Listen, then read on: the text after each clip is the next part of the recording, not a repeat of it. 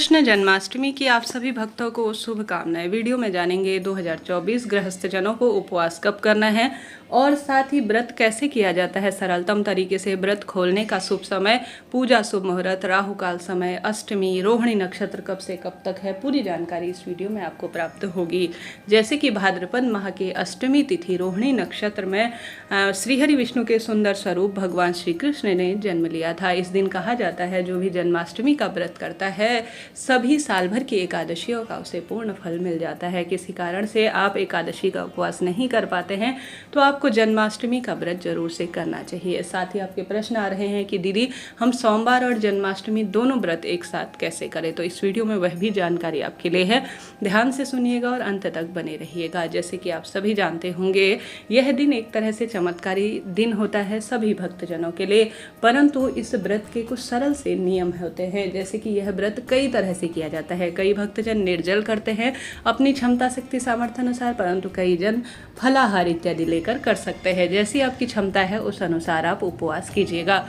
2024 में यह उपवास 26 अगस्त दिन सोमवार के दिन कई दुर्लभ कई विशेष संयोगों के साथ हो रहा है। भगवान श्री कृष्ण इस दिन घर घर में जन्म लेंगे और समस्त ब्रह्मांड में 26 अगस्त 2024 को गृहस्थ जन और इस्कॉन से जुड़े हुए सभी व्यक्ति व्रत करेंगे। सबसे पहले जान लेते हैं अष्टमी तिथि कब से कब तक है। आप अष्टमी तिथि 26 अगस्त सोमवार सुबह 3:39 के आसपास शुरू हो जा रही है और यह समापन होगी 27 अगस्त मंगलवार की जो है दोपहर में 2:19 के आसपास। ऐसे में जो उदया तिथि के अनुसार नियम है उसके अनुसार 26 अगस्त को ही व्रत किया जाएगा। अब रोहिणी नक्षत्र कब से कब तक है, जैसे कि रोहिणी नक्षत्र को देखकर अष्टमी तिथि का विचार कर कर ही यह उपवास किया जाता है। तो अष्टमी तिथि सबसे पहले रोहिणी नक्षत्र की जानते हैं। अष्टमी तिथि की तो हमने बात कर ली। तो रोहिणी नक्षत्र 26 अगस्त सोमवार दोपहर में 3:55 से शुरू होगा और रोहिणी नक्षत्र का समापन 27 अगस्त मंगलवार 3:48 के आसपास होगा। ऐसे में रोहिणी नक्षत्र 26 अगस्त सोमवार की रात्रि को व्याप्त है। इस कारण से भी इसी दिन 26 अगस्त को उपवास करना शुभ माना जाएगा। अब ऐसे में जब हम सभी पूजा करेंगे तो वह शुभ मुहूर्त कौन सा होगा। देखिए इस व्रत का सरल सा नियम होता है। ब्रह्म मुहूर्त में स्नान इत्यादि से निवृत्त होकर हम सभी को सबसे पहले लाल पीले रंग के कपड़ों का चयन करना चाहिए। पीताम्बर रंग के वस्त्र मेरे भगवान श्री कृष्ण को बहुत प्रिय हैं, उन्हीं कलर के आप रंग चुने और उनके लिए भी अगर कान्हा स्वरूप है, प्रतिमा फोटो विग्रह स्वरूप है तो पीले या अपनी इच्छा अनुसार आप पचरंगिया जो भी है जैसा भी आप नई पोशाक उनके लिए लाएं, खेल खिलौने इत्यादि लाएं। एक दिन पहले ही एक चौकी वगैरह या अपने ही घर के मंदिर में सुंदर कान्हा आएंगे उस स्वरूप में आप सजावट कर लीजिए। तत्पश्चात सुबह व्रत का संकल्प लेकर दीपक लगाएं और शंख में दूध भरकर तुलसी पत्र डालकर विग्रह स्वरूप की विधि विधान से पूजा करें और फलों का भोग लगाएं। तुलसी पत्र जरूर से डालें, परंतु ध्यान रहे तुलसी पत्र एक दिन पहले ही आप सभी तोड़ लीजिए। व्रत का यह भी नियम होता है कि रात्रि में आपको सात्विक चीजें ही भोजन में ग्रहण करनी होती है। किसी भी तरह से तामसिक प्याज लहसुन इत्यादि चीजों से आप परहेज करें। इसके बाद प्रश्न आते हैं बाल कब धोएं। तो बाल आप सभी को जो है एक दिन पहले रविवार के दिन धो लेने चाहिए साबुन शैम्पू इस्तेमाल कर। हालांकि आप सोमवार के दिन जब जन्माष्टमी है बाल धो सकते हैं, परंतु जो साबुन शैम्पू होते हैं वह व्रत पूजा पाठ के फल को खत्म करने वाले होते हैं, क्योंकि इन दिनों मिलावट का दौर है। इस कारण से कहा जाता है कि उपवास के दिन बाल नहीं धोने चाहिए। तो आप बाल धो सकते हैं, कोई दिक्कत नहीं है, परंतु साबुन शैम्पू का इस्तेमाल कम करें। ऐसी स्थिति में एक दिन पहले आप बाल धो सकते हैं। सोमवार के दिन सिर्फ जल का छिड़काव कर या कोरा पानी आप अपने शरीर में लगाकर और पूर्ण रूप से बालों में लगाकर व्रत करने का संकल्प लीजिएगा। ठीक है जी, यह बात हो गई। अब आप सभी को पूरे दिन भर में जैसा मैंने शुरू में ही विदित कराया आपको चाय पानी पी लेना है। व्रत उपवास सुबह पूजा आराधना मंत्र जाप करते हुए, मंत्र जाप आप ओम क्लीं कृष्णाय नमः इस मंत्र का जाप कर सकते हैं। ओम नमो भगवते वासुदेवाय महामंत्र का जाप कर सकते हैं, या जो आपकी श्रीहरि विष्णु से संबंध भगवान श्री कृष्ण से संबंधित मंत्र हैं उनका ध्यान भजन अपनी इच्छा शक्ति अनुसार विष्णु सहस्त्र नाम का पाठ, गीता के कुछ अध्याय का पाठ अपनी इच्छा शक्ति सामर्थ्य अनुसार प्रभु की आराधना में आप समय व्यतीत करें। तत्पश्चात व्रत इत्यादि का संकल्प लेने के बाद जो है पूजा आराधना कर ली जाती है। पूरे दिन जितना संभव हो आप प्रभु की भक्ति में अपना समय व्यतीत करें। अब उपवास और पूजा मध्य रात्रि में की जाती है, क्योंकि अर्धरात्रि में भगवान श्री कृष्ण का जन्म हुआ था। तो अर्धरात्रि पूजा का शुभ समय 26 अगस्त 2024 सोमवार के दिन 12 बजे से लेकर 12:45 के आसपास हो रहा है।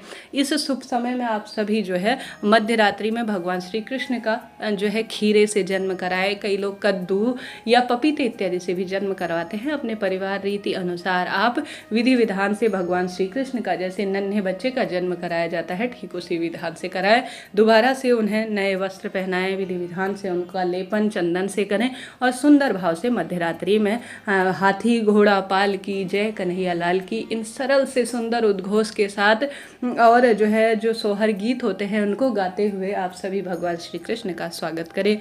श्री कृष्ण मंदिर को इस दिन सजाना, अपने हाथों से भगवान श्री कृष्ण की सुंदर वस्तुएं घर लाकर उन्हें जो है भगवान श्री कृष्ण को समर्पित करना, जैसे चांदी की मुरली हो गई और मोरपंख हो गया, और भगवान श्री कृष्ण से संबंधित जो उन्हें प्रिय होती है बैजंती माला, तुलसी माला और अन्य जो वस्तु भगवान श्री कृष्ण से संबंधित होती है वह आवश्यक रूप से उन्हें समर्पित करने से मन की कामना सिद्ध होती है। भगवान श्री कृष्ण के मंदिर में या घर पर इस दिन माखन मिश्री का भोग जरूर से लगाना चाहिए, उसमें तुलसी पत्र जरूर से डालें।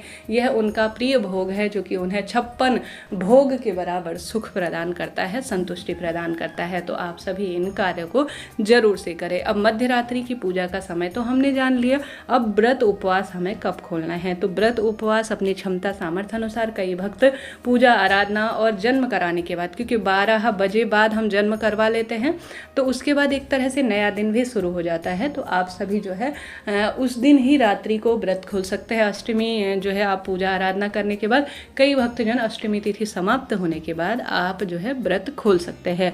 तो अपनी क्षमता शक्ति सामर्थ्य अनुसार अष्टमी तिथि समाप्त होने के बाद आप व्रत खोलें, या ब्रह्म मुहूर्त में उजाला होने के बाद व्रत खोलें, या रात्रि को ही आप भगवान जी की पूजा आराधना करने के बाद व्रत खोलें। इच्छा शक्ति सामर्थ्य आपकी है। तो इस तरह से आपको यह उपवास करना है। अब जन्माष्टमी 26 की है सोमवार की, और 27 तारीख को मंगलवार को दही हांडी का सुंदर व्रत होगा और रोहिणी व्रत भी इसी दिन किया जाएगा। ठीक है जी, यह बात हो गई। 26 अगस्त सोमवार के दिन सूर्योदय का समय 6:11, सूर्यास्त का समय 6:46, ब्रह्म मुहूर्त होगा 4:54 से 5:22। अभिजीत मुहूर्त जो कि दोपहर का सबसे शुभ समय है, इस समय कोई श्रेष्ठ कार्य किया जाए तो भाग्य की रेखाएं प्रबल होती है, वह 12:03 से 12:53 के आसपास हो रहा है। अमृत काल का समय जो कि बहुत अच्छा माना जाता है वह दोपहर में 1:46 से 3:09 के आसपास। राहु काल जो कि थोड़ा अशुभ समय माना जाता है किसी शुभ काम की शुरुआत करने के लिए, वह 7:30 से 9 बजे के आसपास हो रहा है। इस समय कोई नया कार्य करने से स्वयं को रोकिएगा। कहा जाता है इस दिन चंद्रमा रोहिणी नक्षत्र बहुत शुभ बलवान स्थिति में होते हैं। ऐसी स्थिति में भगवान चंद्र देवता के भी जो है जन्माष्टमी के दिन दर्शन करना, पूजा आराधना करना, उनसे अपनी मनोकामना बोलना चंद्र देवता से बहुत शुभ और श्रेष्ठ माना जाता है। साथ के साथ आप सभी जानते होंगे इस दिन सोमवार का व्रत हो रहा है, तो यह सोमवार अष्टमी के स्वरूप में भी हो जाएगी जो कि सुखद परिणाम देने वाली है। तो आप सभी अपनी इच्छा अनुसार अगर सोमवार का व्रत और दोनों व्रत एक साथ करते हैं तो बहुत विधि विधान से करें। सबसे पहले आपकी इच्छा है आप महादेव का पूजन करें या श्री हरि विष्णु का पूजन करें, अर्थात भगवान श्री कृष्ण दोनों एक दूसरे के पूरक हैं, दोनों की पूजा होती है तो यह दोनों को संतुष्ट करती है, सुख प्रदान करती है। तो दोनों व्रतों का संकल्प लें, दोनों देवी देवताओं की विधान से पूजा करें, और दोनों व्रतों के सरल नियम है शाम को फलाहार करेंगे या रात्रि अर्धरात्रि में भोजन आप करेंगे तो दोनों व्रतों का मान रह जाएगा और नियम भी परिपूर्ण हो जाएंगे। तो दोनों व्रत एक साथ कर सकते हैं। मैं स्वयं करूँगी, सोमवार के व्रत करती हूँ और जन्माष्टमी के भी उपवास करने का प्रयत्न करती हूँ। तो यह हम सभी के लिए बहुत सुखद अवसर है। ऐसा दुर्लभ सहयोग कई वर्षों के बाद आया है, तो आप सभी को आवश्यक रूप से इस दिन का खूब लाभ उठाना है। हरि चिंतन प्रभु चिंतन में जितना समय हो अपना व्यतीत करना है। किसी भी स्वरूप में निंदा, चुगली और अन्यर्थ जो बातें होती है जो हमारे व्रत को खंडित करती हैं उनसे स्वयं को रोकिएगा। भगवान श्री कृष्ण से संबंधित वस्तुओं का दान करें। किसी गरीब जरूरतमंद व्यक्ति की सेवा चाकरी में अपना समय व्यतीत करते हैं तो मानव सेवा भगवान श्री कृष्ण को सबसे ज़्यादा सुख प्रदान करती है। तो इस तरह से यह जानकारी थी। कोई भी आपके प्रश्न हो कमेंट्स के द्वारा आप पूछिएगा, सभी सवालों के जवाब आप प्राप्त करेंगे। चैनल पर नए हैं तो लाइक करें, शेयर करें, सब्सक्राइब करें, कमेंट्स में लिख दीजिए हर हर महादेव, जय श्री कृष्णा।